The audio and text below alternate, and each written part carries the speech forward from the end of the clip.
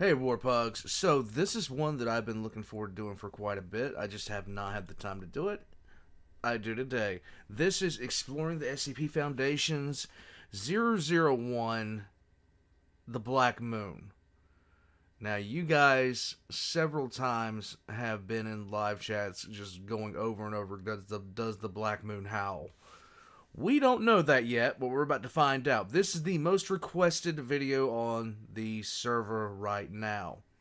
This is the most requested one. And it's strange to me, guys, a lot of the most requested videos on the server are from the Exploring series. And that, I say it surprises me, but it really doesn't. We're going to jump into this, learn about the Black Moon, the SCP-001 submission. And, yeah, I'm finally going to understand what you guys were talking about. So without anything else, let's just get right into it. Let's go. SCP-001, The Black Moon. Some might say that universe-ending threats are a dime a dozen in the SCP universe. True. And while that may be true, what's more interesting than the threats themselves is how exactly the Foundation deals with each of them. The Black Moon is another 001 proposal, but rather than one that deals with how the Foundation got started, it's instead one that supersedes all of the other SCPs in regards to its danger. Okay. This will definitely be a proposal that borders on a comic book towards the end, which may or may not be everyone's cup of tea, Okay. but you can't say it's not unique. The article starts by asking, does the Black Moon howl? A somewhat common question asked across numerous documents with varying answers. Huh. The answer here is only a simple no. SCP-001 is an entropic entity of significant power and influence, believed to exist somewhere outside of our conventional reality, referred to in pre-Foundation records as the Black Moon, or as the Pale Emperor, the Pit, and Finale. Historical records, confirmed by the administrator of the Foundation, describe this entity's influence upon our reality as sudden and random obliterations of conscious organisms. This consists of the organism being spontaneously transformed into a solid black substance before disappearing entirely 4 seconds later. Okay. The administrator states that this obliteration is very rarely done, only once every few decades, but this frequency will apparently increase exponentially over time. I'll note that this document was written in 1987. At the time, the Foundation had no idea whether the entity possessed any form of intelligence or was simply acting as an impartial force. Various historical sources suggest that the entity cannot act while being directly observed, but seeing as how it exists outside of reality, directly observing it is a little tricky. That causes a little bit of a If the problem. administrator is to be believed, the entity will eventually be responsible for wiping out all of humanity if left to its own devices. So of course, the Foundation initiated a project involving using various anomalies to try and contain and or neutralize the threat. This moves us on to the next file in the article, from 1991, which starts with, does the Black Moon howl? And the answer, not without blood. This file concerns a human male appearing to be in his late 30s, designated as SCP-001-Cage, generally referred to as the Administrator. The Administrator's actual age is unknown, but he's believed to be older than the majority of known human civilization, and has shown no signs of aging since entering Foundation containment. It seems that despite the Administrator being responsible for founding the Foundation, gathering the first O5 Council, and providing information on a number of ancient anomalies, he voluntarily entered containment in order to be allowed to continue researching 001. During his containment, the Foundation has performed a number of tests on him, finding him to be utterly invincible to harm, as all wounds will be reversed after a period of exactly 4 seconds. Okay. Tranquilizers have proved to be partially effective, though, as he'll remain unconscious for a short time after they leave his system. The Administrator has claimed that his immortality and invincibility are the result of him being designated as the Counterbalance, an entity charged with pursuing the Black Moon. This designation can apparently be transferred to another individual, but he's never done this to prove it. I wonder why. In an interview conducted between 05-3 and the Administrator proves to be a rather amiable individual and asks the 05 if he's new to the position. Huh. When the 05 responds that they've been there for 30 years now, the Administrator responds that they are new then, as time clearly means something a little different to him. When asked if he remembers when he was born, the Administrator says that it was before names, as you only need names when there's a risk of confusing people. Huh. And when he was born, there weren't enough people for that to be a concern. When asked how he obtained his anomalous property, That's actually a very, very deep statement if you think about it. But at the same time, wouldn't names have always existed? But I don't know. properties, he says that they had a village on the edge of the sea, and he was the boy then. The boy. He was known as the boy because that's the closest thing they had to a name, because he was the only boy in the world. One day, someone new came to the village, the hermit, who looked like he'd never eaten a day in his life, although he never died. He came to the center of their village, sat on a stone, and waited, and a few days later, the Black Moon howled.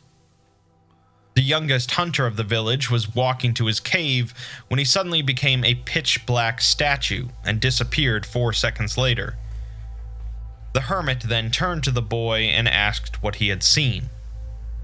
The Administrator told him, and then the hermit proceeded to tell him everything he had learned about the Black Moon over the course of his immortal life. It took him only 4 minutes to do so, as he simply didn't know much, despite having lived for 1,000 years. The counterbalance was transferred to the boy, and the hermit turned to dust. The 05 already knew all this, but they periodically check the Administrator's memory to make sure he remembers. Oh, great. Moving So we have a mortal with Alzheimer's or something? Or they're just being like dicks about it? on to discussing the entity itself, Dicks. the Administrator says that things are proceeding slowly, although that's always been the case, but they have some exciting project proposals to work on.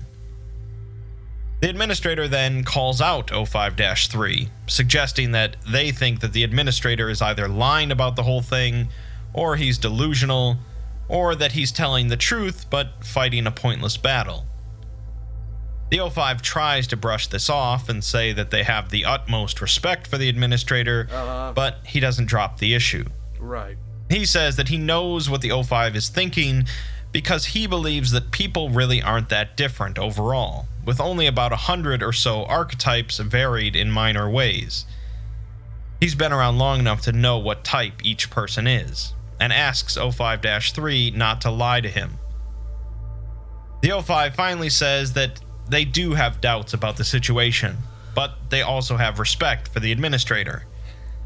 Ultimately, they do think that it's a pointless battle, trying to observe something that can't be observed. The Administrator counters by mentioning the book Moby Dick, which he really identifies with. Okay. The 05 says that it was their impression that the book is about how Captain Ahab's pursuit of revenge against nature was doomed to fail from the start. The Administrator says that was not his impression. His impression was that Ahab just didn't try hard enough. Okay. The third file starts with the question, does the Black Moon howl? And the answer, only at the blind. This file describes the project that the Foundation initiated to try and contain or neutralize 001, headed up by a Dr. Moto. The project resulted in a collection of inanimate objects artificially linked to SCP-001 using conceptual engineering, designated as SCP-001-Key. Okay. Each of the objects that make up 001 Key are different, but they all share a few traits.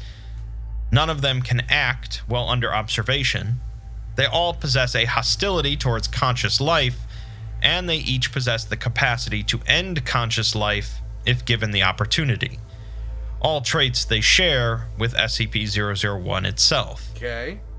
Their hope was that by purposefully creating these anomalies that share those traits with SCP-001, they would conceptually link them to the entity, and thus, by containing them, they could contain the Black Moon.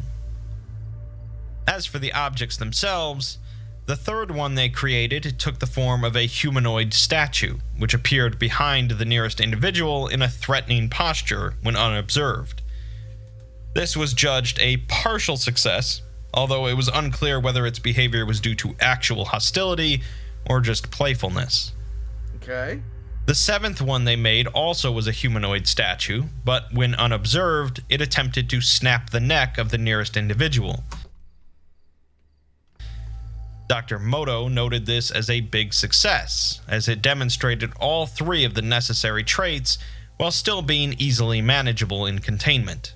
Easily. Obviously, this is SCP-173, which I'll note that Out of Universe was written by an individual going by Moto42. Yeah. The 12th object they made took the form of a spherical sculpture floating in the air, which proceeded to violently explode immediately after becoming unobserved, killing a number of personnel. Obviously, self-termination doesn't work for the Foundation's purposes, but it didn't really deter Dr. Moto. The 13th one took the form of a sculpture with a human head 3 meters in height and 2 meters in width. When it became unobserved, it rammed through the nearest wall at extremely high speeds and was finally recontained as it attempted to flee across the desert. Great.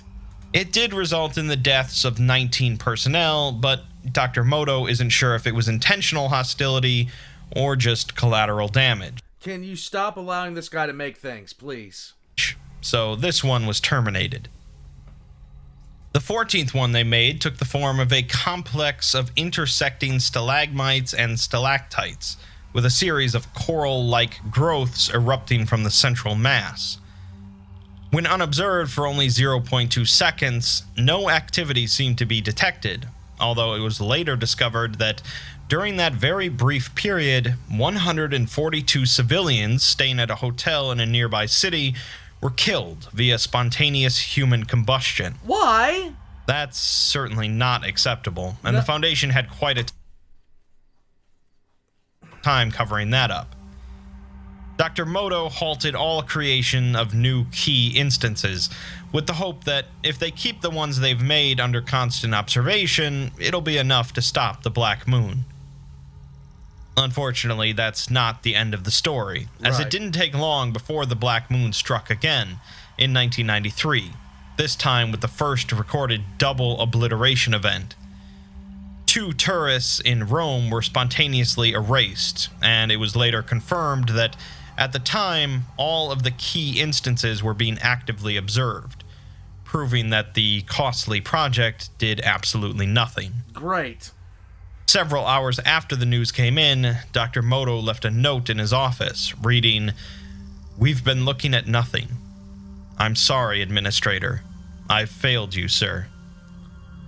Dr. Moto himself was found in the containment of one of the key instances, dead due to a broken neck. 173. Following the doctor's death, the entire project was discontinued, and the key instances were merely kept in containment. The resources involved in the project were reallocated to another proposed project for dealing with the Black Moon, which is detailed in the next file. Okay. This file answers "Does the Black Moon howl?" with "Not while the stars shine." The surprising thing here is that this file was last updated in the year 3764, so we're dealing with things well into the future now. Yay. where apparently the Black Moon is still a threat. The project that the Foundation ended up moving on to involved a biomechanical spacefaring vessel designated as 001 Seek, designed to traverse space in search of extraterrestrial civilizations with useful information regarding the Black Moon. The ship is Case Key Seek now. 1,000 meters long, 300 meters wide, and 600 meters in height, with numerous thrusters, cilia, and flagella present to aid its movement in space. Of course, the ship is pretty anomalous, even by future standards, equipped with an organic learning computer capable of handling a significantly greater amount of information than any human or transhuman. 1 second, guys. Hospitaler busts through the door, basically kicking the thing down. She needed help. Here we go. It's equipped with a universal translator reverse engineered from an SCP that allows it to assimilate languages within nanoseconds. Damn. And a transcription unit conceptually linked to a unit on Earth, allowing for instantaneous communications. Kriegers, get the on. ship has Kriegers, get on.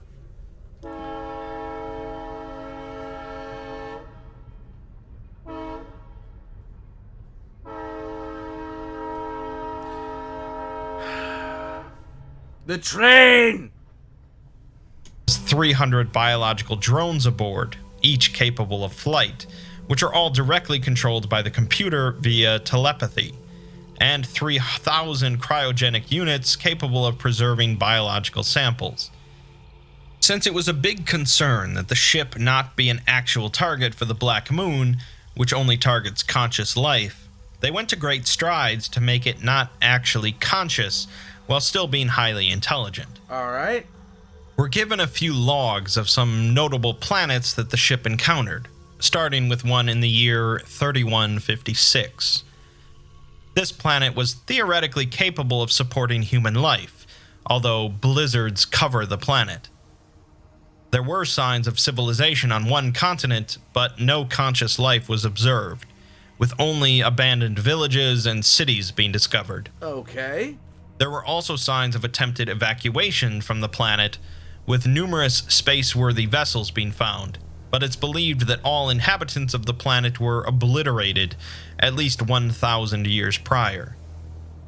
The drones did find numerous artistic depictions of the indigenous species being obliterated by the Black Moon, and a site of a mass suicide, although they recovered information indicating numerous contradicting theories about the obliteration events, meaning that the inhabitants here had no idea what was happening to them. That sucks. Another planet was observed in 3499, and even though volcanic activity had left it incapable of supporting human life, there were signs of civilization inside of deep craters at small temperate zones at both poles. Their civilization seemed to consist of large, black, cylindrical buildings, each thousands of meters tall, capable of housing millions of organisms. They found statues of quadrupedal entities with hooked claws, believed to be the indigenous species, and words written on walls indicating a general feeling of acceptance of their inevitable fate. That's creepy. Some of the words indicate that inhabitants were instructed to remain in their homes and await the coming of the Howl. The drones did find some life, though, in the form of creatures resembling armored bats. Armored bats? These creatures were apparently not conscious, however, instead operating solely on instinct, which is why the Black Moon didn't wipe them out. Okay. A third planet was found in 3764, with this one entirely covered in megacities. Large artificial farms and nature reserves were present on the roofs of large buildings, and the weather of the planet had been stabilized artificially, aside from regular rain for the farms and reserves. Evidence suggests that the planet was previously home to a highly advanced civilization, but the only life currently remaining consists of non-conscious fauna and flora. I'm wondering if this has anything to do with the Reckoning. Or the Reckoner. I wonder if this has anything to do with that. Numerous bunkers are present beneath the surface, presumably to try and protect individuals from the Black Moon, but most of them were empty. Data shows that the indigenous species were a vaguely humanoid form of fungi, capable of linking together telepathically. There seemed to have been something akin to a Foundation equivalent on the planet, with numerous abandoned projects designed to try and observe SCP-001. They finally hit pay dirt, though, with one working cryogenic unit being found holding a surviving conscious organism. The unit was immediately recovered, and on direct order of the administrator, the ship began making its journey back towards Earth. The fifth document concerns this recovered individual, designated as 001-Sage. Sage. The file answers, "Does the Black Moon howl?" with "only when waning." Sage is a vaguely humanoid entity formed from various alien forms of fungus, acting in apparent symbiosis. It is sapient, able to communicate with both each of its parts as well as humans via telepathy. It identifies the planet it has come from as being the Single Star, where it claims to have served as a scholar of great renown. Its primary subject of research was the entity known as the Black Moon. The Single Star government failed to come up with a way to stop the Black Moon, so Sage put itself into cryogenic sleep in the hopes that it would be unaffected. Even though it seems like it did work, people of Earth had already tried cryogenic sleep under the same theory, and found that it didn't offer any protection, meaning that Sage was just lucky. Since the population of the Single Star would use telepathy to communicate with one another and easily share knowledge, Sage has found it difficult to assimilate new ideas on Earth, as he's the only one left of his kind. In an interview with the administrator, Sage immediately refers to him as the Counterbalance, and the administrator asks if it knows of a way to stop the Black Moon. Sage says yes, but only because it's reading the administrator's mind, and the administrator has already found a way to stop the entity, something referred to as the SCB. When asked what it is, the administrator says that it's victory, but it will take a very, very long time, and he doesn't know if he can carry it out, as he's very tired. He says that there are people who have loved him, and he's left them all behind to end up here, and he doesn't know how much more he can leave behind. Sage suggests that he give the counterbalance to another, and as for how he knows about the counterbalance, there was apparently one such individual on his world who set sail off to another world. There has been a great chain of counterbalance individuals across the universe, as they continued to pass it on when they became too tired to continue, ending up with the administrator. The administrator knows how to beat the Black Moon, and he could just pass on the counterbalance to someone else and tell them what to do, but he doesn't trust anyone else with the responsibility. He also says that the Black Moon will still kill him, it'll just kill him last. Yeah. Sage asks him how much time it will take, to which the administrator responds that it'll take long enough for him to see the stars disappear for good. Sage then asks what good will victory do then, but the administrator just gets up to leave the interview, so Sage yells after him, asking again.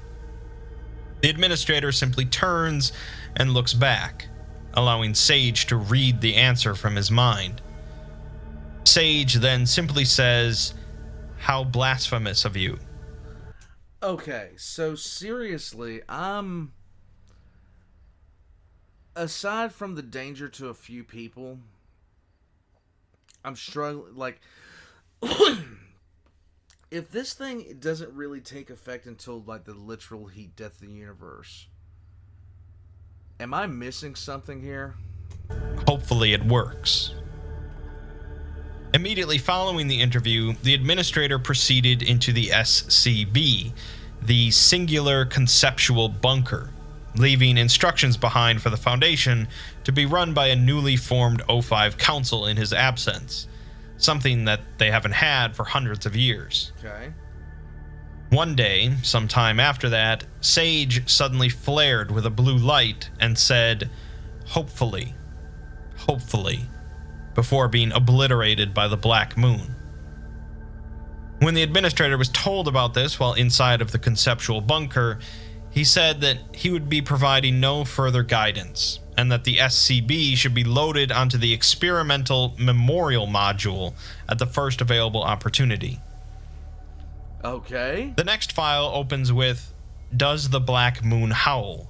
And the answer, yes. It describes an installation located in orbit around Remus 9224, believed to be the last remaining star, designated as 001 Tome. Tome is designed to serve as a memorial following the extinction of conscious life by intercepting the final transmissions of civilizations prior to their obliteration. The installation is spherical, 50 meters in diameter, concealed from detection using a number of cloaking systems, and it's powered by an engine capable of harvesting ambient hypothetical energy. Okay. It's operated by a non-conscious artificial intelligence, which filters out the majority of junk signals received and only records the meaningful ones. The Tome project was originally conceived of sometime prior to the year 7329, but was abandoned before the simultaneous obliteration of 219 human colonies. At that point, it was determined that the continued existence of conscious life was not possible, so the Tome project was revived. As of the document's writing, it's been in operation for a buffer overflow number of years, which basically means a long time. The document is listed as being last updated after names, harking back to the administrator's claim of being born before names. Right. We're given a partial list of transmissions recorded in the memorial. The first is from a human colony, begging for assistance as they're losing people every day and there's barely anyone left. The second was from an anti-human religious site, spouting religious quotes and asking for forgiveness. The third is another human colony, in which they say that it's so dark outside now, and it's blotting out the sun. The fourth is from an android commune, in which they state that a situation is developing, and they require additional resources. The fifth is from a location labeled as Ocean Hate in Thought Space. This transmission reads, "My fault, your fault, our fault. My fault, your fault, our fault. My fault, your fault, our fault. Rip out my brain now. Rip out my brain now." Dude. The sixth one is from Earth, with the voice of a young child asking, "Hello." And finally, the last one is from the solitary conceptual bunker located inside of Tome, reading, "It's ready. Wish me luck." This leads to the final document, written more like a script than an SCP document. It describes the solitary conceptual bunker as resembling a bar, with bottles of liquor lined up on shelves, ashtrays arranged on the bar top, and stools pulled up for patrons. The walls are made with fine, intricate brickwork, and the floors made from the smoothest, most pristine wood. There's a man standing behind the bar, scrubbing it down with a grim smile on his face. The administrator. The door to the bar opens, and the Black Moon walks in, as the administrator tells him that he certainly took his time before asking if he wants a drink. The Black Moon is confused, described as a shadow with delusions of form, like smoke trapped in a fist, and asks the administrator what this is. The administrator simply spreads his arms and responds that it's a bar. The Black Moon steps forward, somehow drifting and stomping at the same time, and lets out a growl before asking, why is he speaking, as it's not his way. The administrator nods and comes out from behind the bar, stating that this whole place is the singular conceptual bunker, and that everything inside of it is just information. The Black Moon says that it's meaningless and takes a step forward, causing the administrator to take a step backwards out of an innate fear. He responds that this was actually really clever of him, and that everything in here is here because he provided the information for it. From the bottles, to the jukebox, to even the space he's occupying. He could have left no room for the Black Moon to enter this bunker, making it completely sealed, but then the Black Moon would have just smashed it to pieces. Instead, he left a human-shaped hole for it to occupy. This causes the Black Moon to stop and pause, uncertain of what exactly that implies.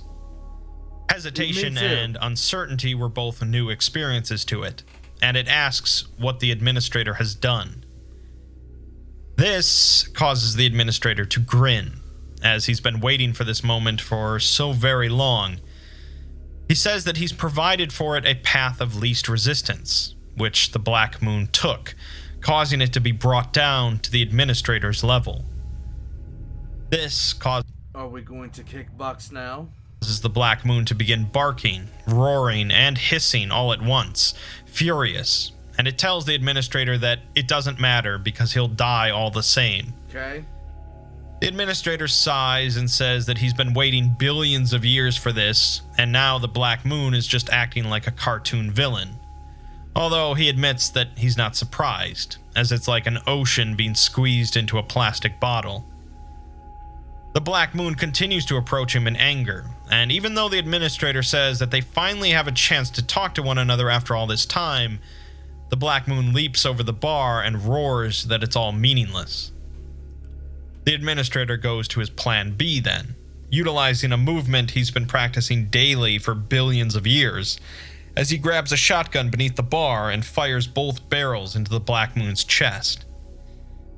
It staggers backwards but doesn't fall, only becoming more angry. Okay. This surprises the administrator, and the Black Moon tackles him to the floor, beginning to choke him with its semi-solid hands. The administrator eventually reaches up and manages to slam the Black Moon's head into the side of the bar, causing them both to collapse. Eventually, he rises to his feet, due to being more accustomed to a physical form, and he stomps down on the Black Moon's knee, causing it to howl before pulling the administrator back down. As he falls, he grabs an ashtray from the bar, but the Black Moon is back on top of him, clawing at his face while shouting that it's meaningless and he should just die.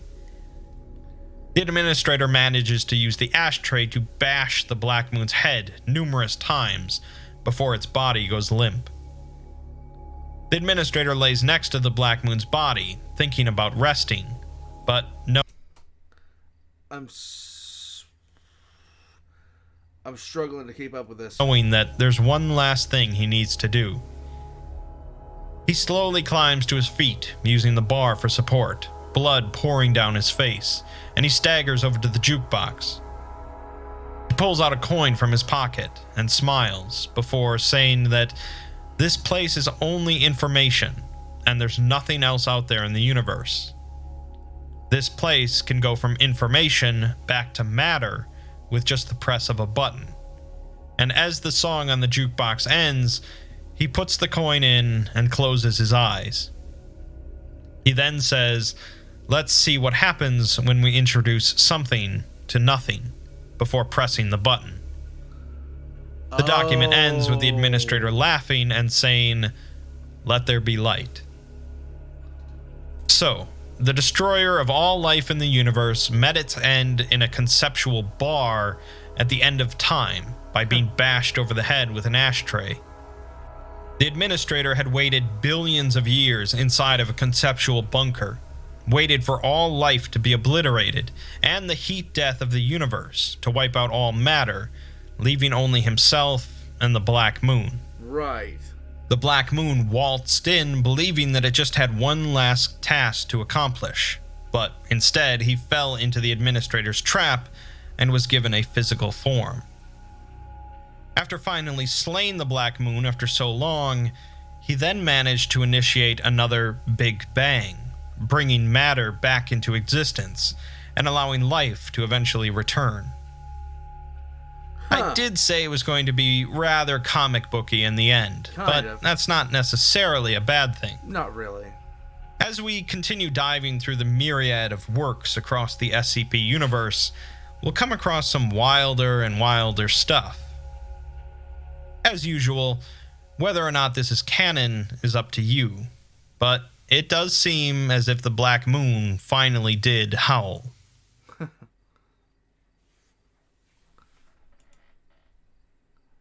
So this is what you guys, like... Okay. So... basically, it just exterminates everything. I'm wondering why this was... I'm wondering the timescales involved. I'm wondering things like that.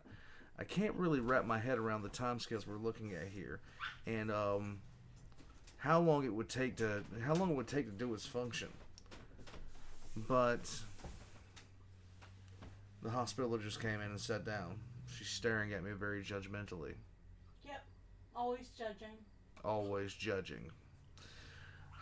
I'm wondering if the timescales involved, because initially it said once every 4 years. That doesn't sound like a lot, but apparently it gets faster and faster as time goes on.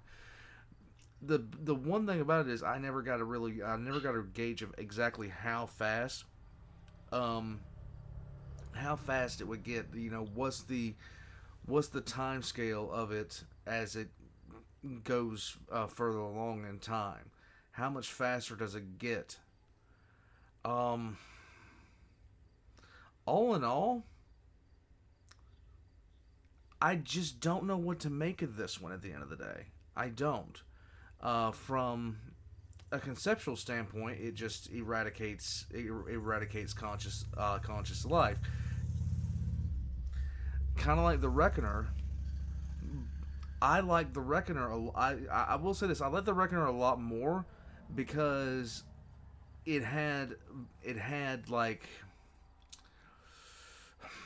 what's the best way to say this? It had limitations. It had specific things that it would set out to do once a civilization reached a certain point on the Kardashev scale. But this seemed more random, and I didn't feel like there was a lot of information about, you know, how fast it was going, things like that. Because when the administrator first starts talking, he's like, okay, you know, this thing's going to come for me after the stars die. Well, that's not billions of years, that's trillions of years. That's a lot of time. So for me, it was like, okay, how big of a threat is this thing really? What am I not getting? If you guys could fill in the blanks down below about what I didn't get through there, please do so, because I'd love to know at this point. Aside from all that, I'm going to head out from here. I got to shake my head at a couple of people, because I know that there is going to be a storm in the comment section telling me everything that I don't know about this. I really do want to find out about this, because the amount of people that were mentioning this SCP a few months ago was insane. Until next time, guys. Bye. All the Exploring series links are going to be in the description down below, as well as my own, including Patreon, everything else like that, and merch, and I am out of here. Yes. To answer the question, does the Black Moon howl? I don't know.